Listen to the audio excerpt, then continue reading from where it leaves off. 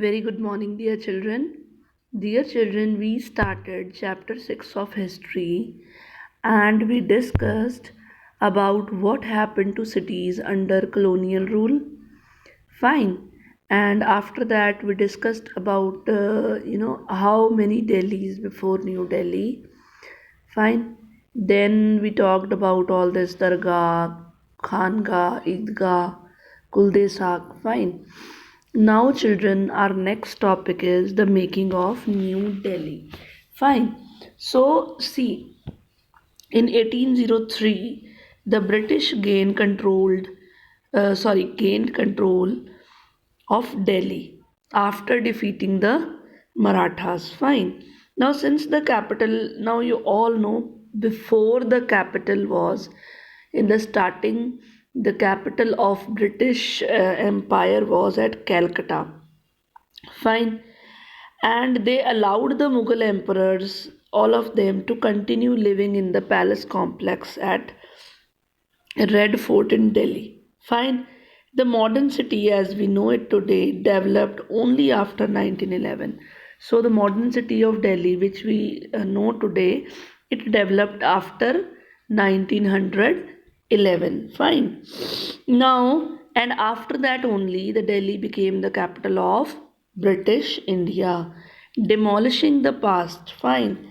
Now, if you talk about before 1857, the developments in Delhi, they were different from those of other colonial cities. So the other colonial cities, the developments which were done under the other in the other colonial cities that were totally different from Delhi.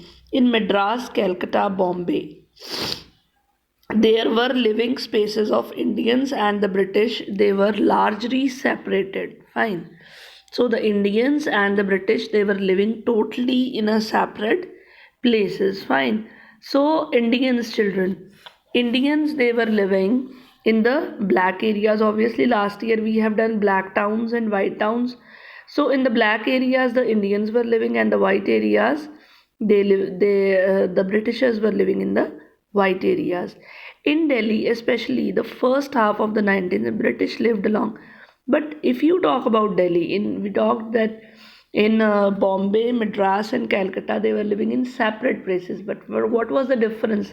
The difference was that in Delhi, they in the first half of the 19th century, they were all living together, fine, in a walled city. They were all living together in the walled city. All the wealthier Indians, they were living with the British people in the walled city. Fine.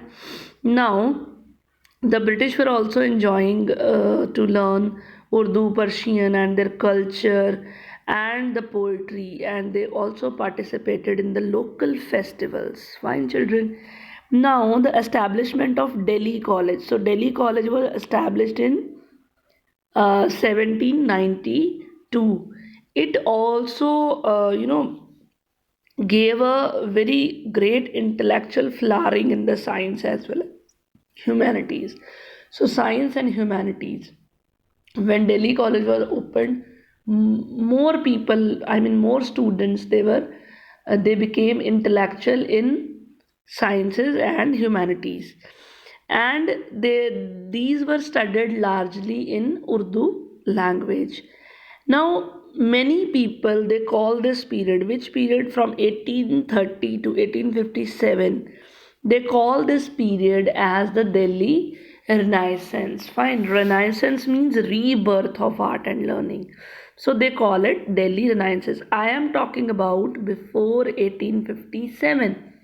Now you will just see after 1857 how the things changed.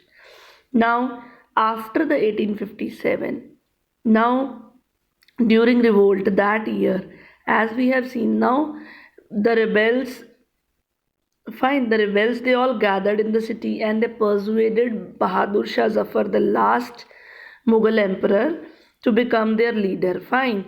Now Delhi, it remained under the control of rebels for 4 months. So for 4 months, the Delhi was under the control of rebels. Rebels whom Britishers call rebels. For us, they are the freedom fighters. When the British regained the city, now they gained the city again, they regained the city, they embark on a campaign of revenge and plunder. Now the Britishers, they wanted revenge. Fine. Famous poet Ghalib witnessed the events of that time. So, Ghalib, he witnessed the events of that time. This is how he described the ransacking of Delhi in 1857. So, what he says, when the angry lions means the British, they entered the town, they killed the helpless. Fine. They killed the helpless, they burnt the houses. Fine. Now, lot of men, women, common people, noblemen, they all, you know, get out of Delhi from the three gates. They went out of Delhi, they left Delhi, and they took shelter in small communities and tombs outside the city. So, just in order to save them, they just went out of Delhi and they took shelter one or the at one or the other place. Fine. To prevent another rebellion. Now the Britishers, they did not want this sort of rebellion again. So what they did, the British exiled Bahadur Shah to Burma, now Myanmar. So they sent him to Myanmar, that which was Burma that time. They dismantled his court. His court was no longer in existence. Razed several of the palaces, closed down gardens, built barracks for troops in their place. So the Britishers, they closed the gardens which were made by the Mughals. They built barracks of troops for their on in their place. So in place of those gardens and all, they made barracks. ठीक है. What do you mean by barracks? Means the rooms for the British troops to live. Fine. Now, children, if you turn the page, you just see. This is a view from Jama Masjid. Fine. Now, British, they wanted Delhi to forget its Mughal past. They don't want people to remember the past of Delhi. Fine. So, what happened then? What they did, the area around the fort was completely cleared. Now, no gardens were there, no pavilions, they all were cleared. Mosques were also destroyed. Even temples were not, you know, destroyed. They were in the same condition, but the mosques were destroyed. The British, they wanted to clear the ground for the security purposes. So they wanted the ground to be clear. They do not want any, garden and all that. Fine. Mosque in particular were either destroyed or put to other use. Either the mosques were destroyed or they were used in some other way. How, like if you take example of Zinat al Masjid, it was converted into a bakery, children. No worship in Jama Masjid, worshipping was not allowed for 5 years. So for 5 years there were no worships in Jama Masjid. One third of the city was demolished and its canals were filled up. So one third of the city Delhi, the old Delhi, was demolished. And we talked about the canals. Fine. So the canals were also destroyed or filled up.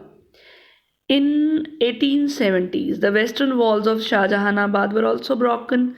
So Shah Jahanabad, it had walls around it. So the western walls were also broken, and they established a railway to allow the city to expand beyond the walls. So the British wanted the city to expand even beyond the walls.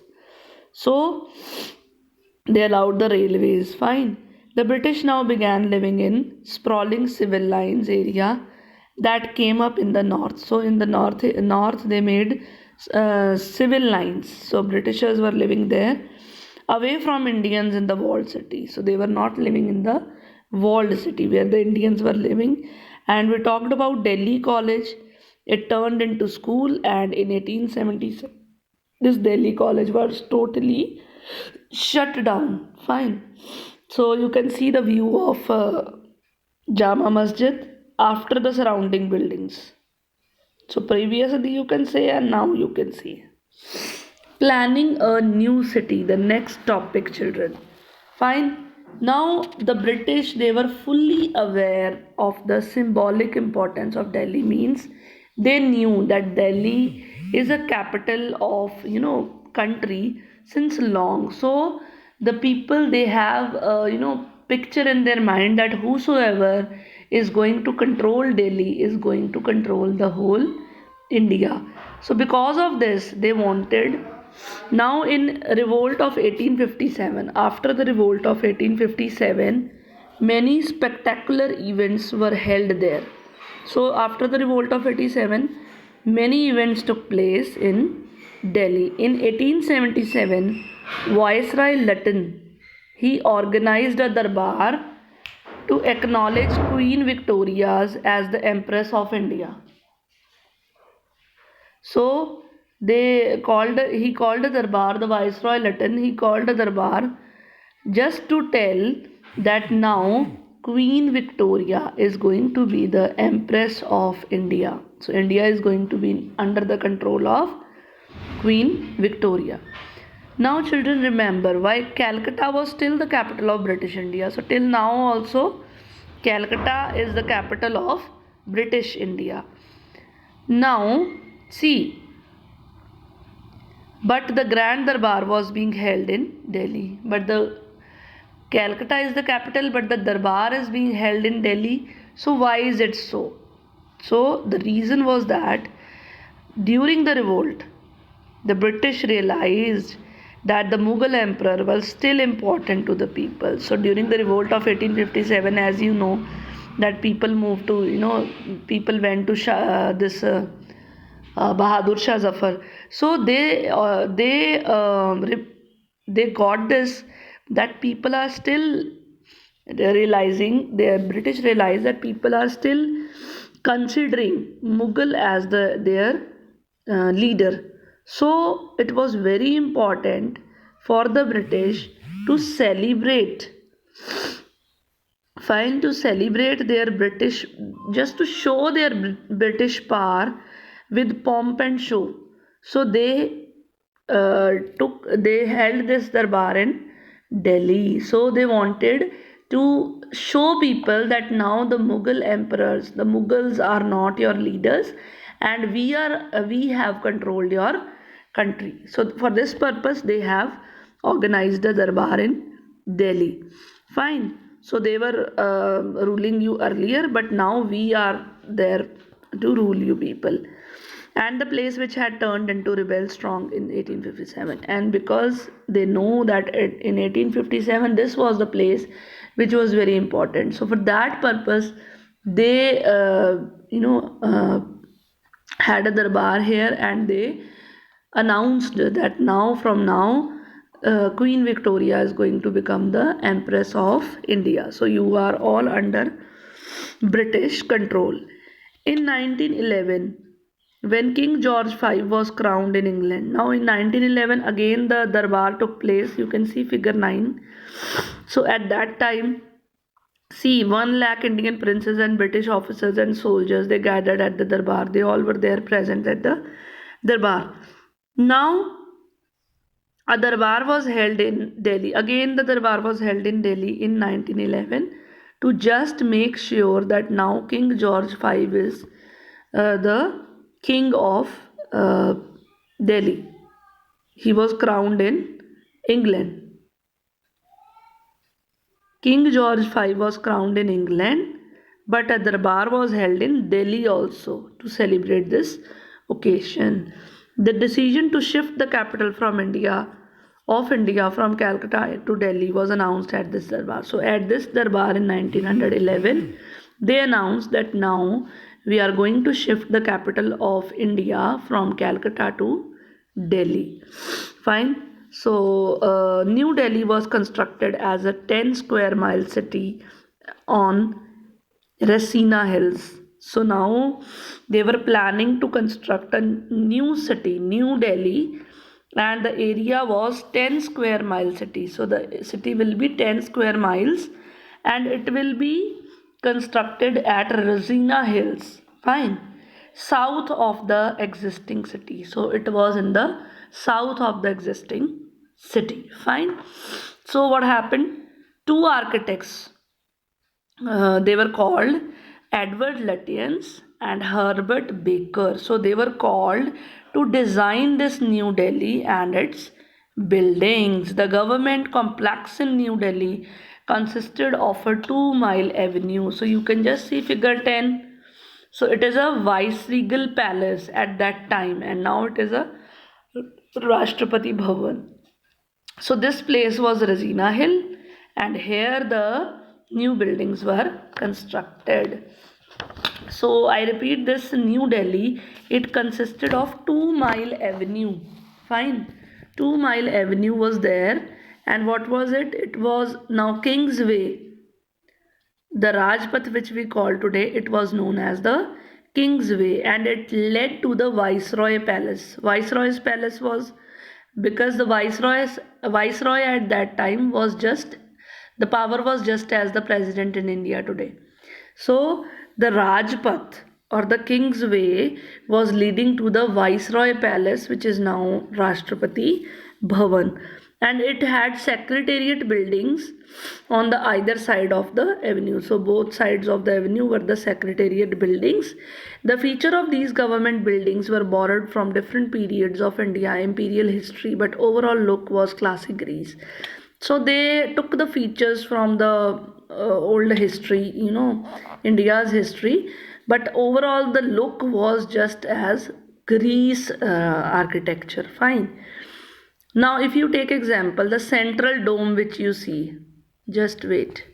So, if you see this central dome, this dome, children, is copied from the Buddha's stupa at Sanchi. They copied from there. Red sandstone, if you see, it is the carved screen and the jalis, they were borrowed from the Mughal architecture. So they copied some of the architecture. This is why the architecture made sure that the Viceroy Palace, and the main thing we discussed earlier, that there was no place which was higher than Jama Masjid. So here this was the architect, he made sure that the Viceroy Palace should be higher than that of Shah Jahan's Jama Masjids.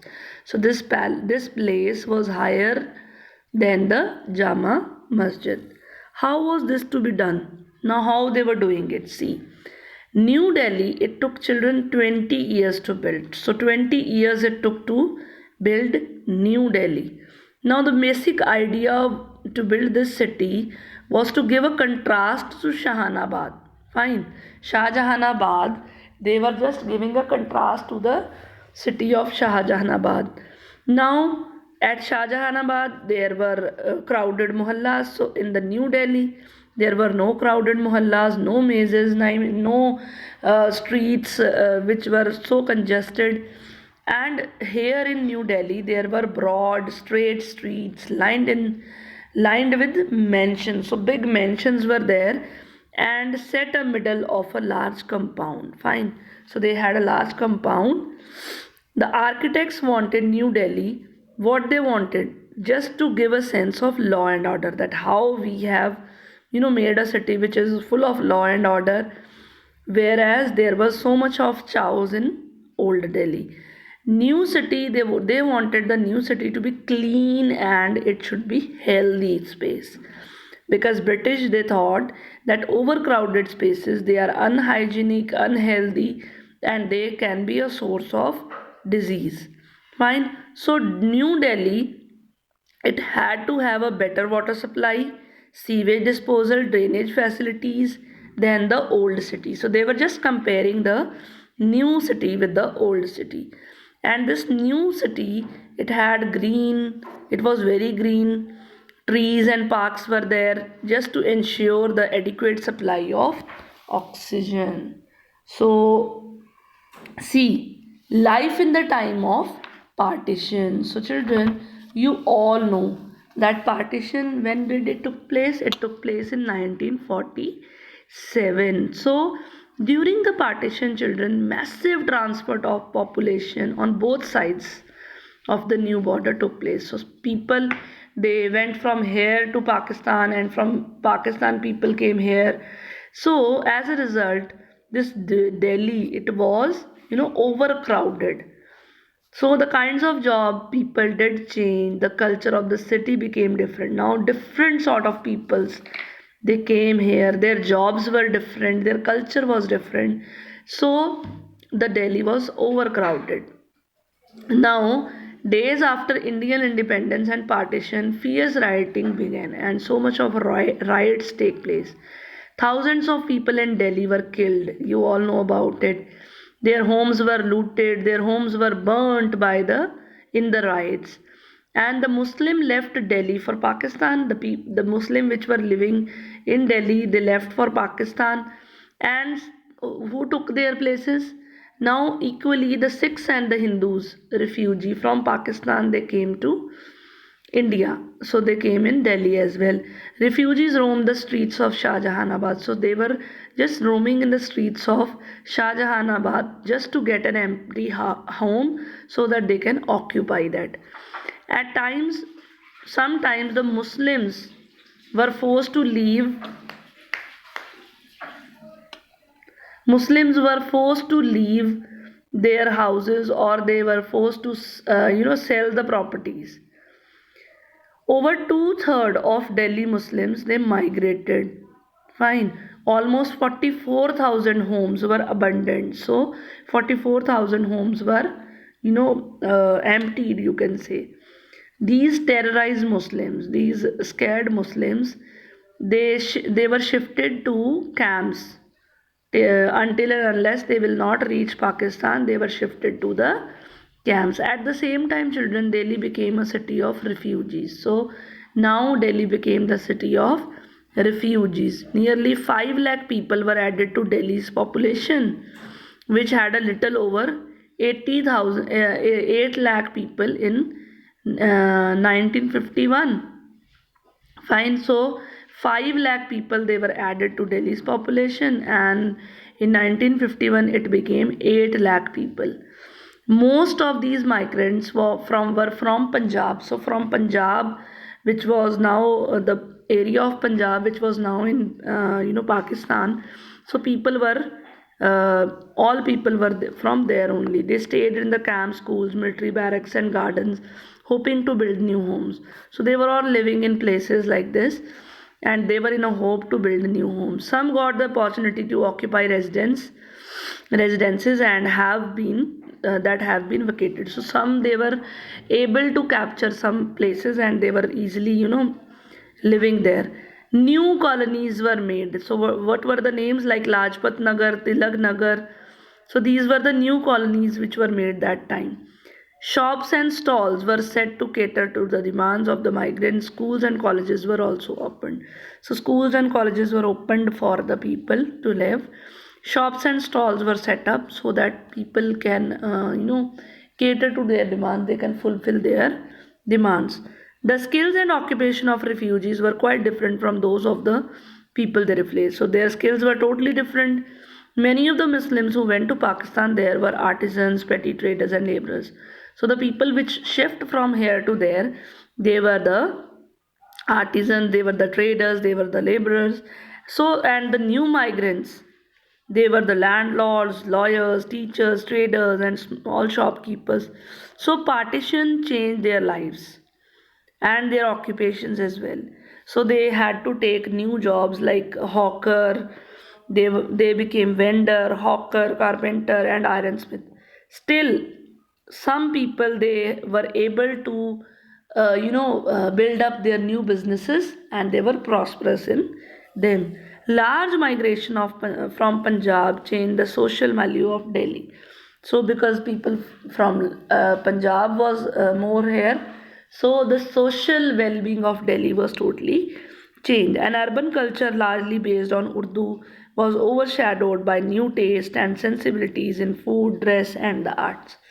So the urban culture, which was previously it was in Urdu, so now it was totally changed. New taste, new sensibilities, new type of food, dresses, arts.